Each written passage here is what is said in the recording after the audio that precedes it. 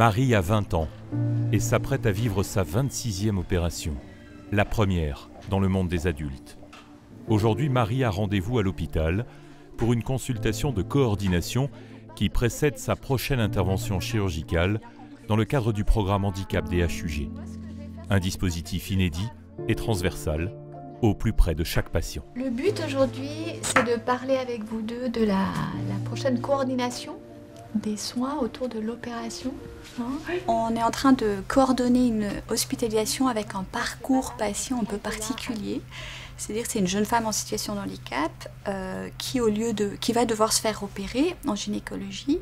Et au lieu de passer directement en gynécologie, vu qu'en raison de son handicap, elle a des problèmes respiratoires, on veut assurer la meilleure sécurité possible.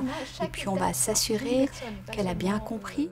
Moi, je me sens en tout cas plus en sécurité parce que je sais que je sais que je vais être soignée. Et je pense que l'hôpital est pour moi encore aujourd'hui comme ma deuxième maison.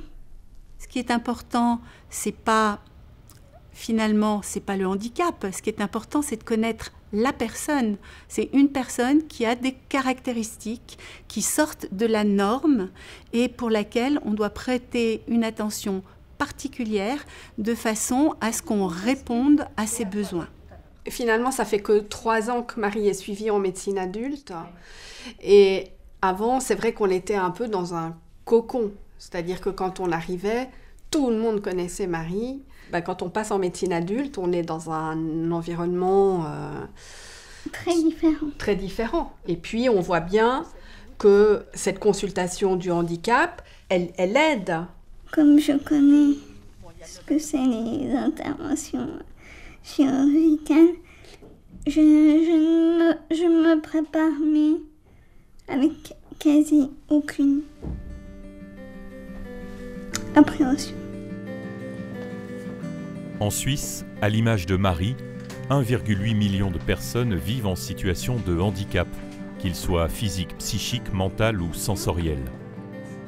Le handicap n'est ni un tabou, ni une étiquette. Pour le personnel médico-soignant et le personnel administratif, la sensibilisation et la formation par le binôme médecin-infirmier du programme handicap sont essentielles pour une prise en charge sur mesure. Une première confrontation au handicap, ça fait peur, surtout quand on n'a pas de formation. Évidemment que c'est compliqué pour eux parce que chaque handicap est différent. Il y a des problèmes moteurs, cognitifs, comportementaux, etc. On va dire quelqu'un qui ne parlerait pas la même langue que nous, c'est pas si spontané que ça. On va chercher un traducteur. Enfin, voilà, le parallèle s'arrête là, mais quelque part, on peut avoir besoin de gens qui sont un peu plus expérimentés et qui sont plus sensibilisés pour aider toute une équipe. Le soignant qui rencontre pour la première fois un patient dyscommunicant ou averbal se trouve très souvent très démuni. Quelles sont les difficultés que tu as mis en évidence au début? Comment tu les as résolues? Qu'est-ce que tu as proposé? Qu'est-ce qui a fonctionné? Alors je dirais que ce type de prise en charge nous a souvent posé problème à une certaine époque, avant en fait que ce programme se mette en place d'ailleurs, parce qu'on était toujours surpris, entre guillemets, de l'arrivée de ce type de patient. D'abord parce qu'on n'avait pas toutes les informations, on n'avait pas eu des contacts directs ou avec la famille ou l'institution dans laquelle sont ces personnes. Ça a beaucoup facilité notre travail dans la programmation de ces patients-là, par leur expertise déjà, et puis par des conseils pour nous aider à mieux anticiper l'arrivée de ce genre de patients. Maintenant, je vais prendre la température, c'est dans l'oreille. Liviu a été hospitalisé aujourd'hui au HUG pour une série d'examens d'imagerie médicale. Son arrivée a été préparée par l'unité concernée avec l'appui du programme handicap, une chambre seule, adaptée à sa situation personnelle et à la présence de ses parents, toujours à ses côtés. Liviu ce matin est arrivé accompagné de ses 2 parents. On était au courant de sa venue quelques jours avant. Ils sont allés directement dans la chambre et puis on a pu commencer la prise en charge. Le premier signe de douleur chez Liviu, c'est un froncement de sourcils. Ça peut être qu'ils se mettent à chantonner. Bonjour Liviu, comment ça va? Un soignant qui ne connaît pas cette personne et qui le voit pour la première fois, il chantonne, il va bien. Eh ben non, c'est l'inverse. On a eu des situations quand, par exemple, pour la douleur et la vête de grimace, les gens ont cru qu'il est content, souriant et qu'il chante. Quand il était... Alors qu'il avait mal. Oui, il souffrait. Alors, vous voyez, ça, ces informations, c'est super important. Et c'est pour ça qu'on vous demande de bien vouloir remplir la fiche d'admission handicap.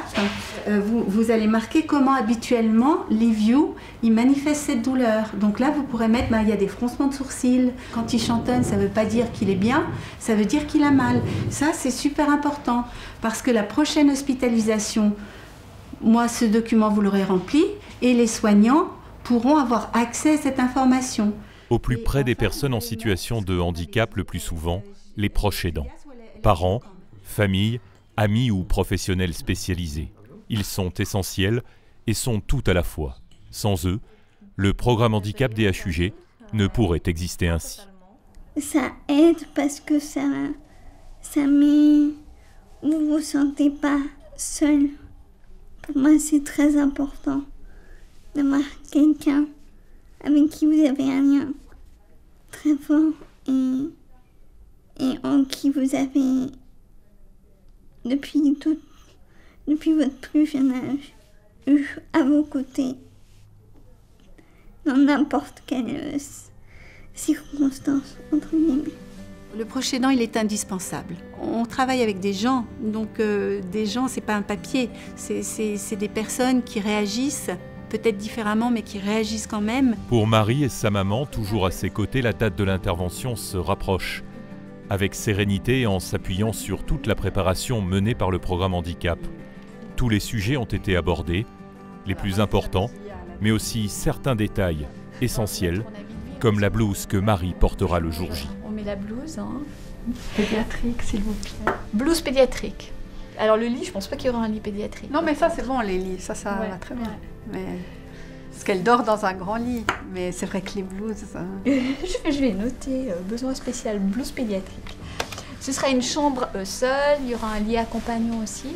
Pour moi, c'est respecter son intégrité, sa différence. Et elle a un gabarit pédiatrique, donc voilà. Et c'est pas très compliqué. Je dirais que je me sentirais plus à l'aise dans une blouse pédiatrique que dans une blouse adulte, voilà.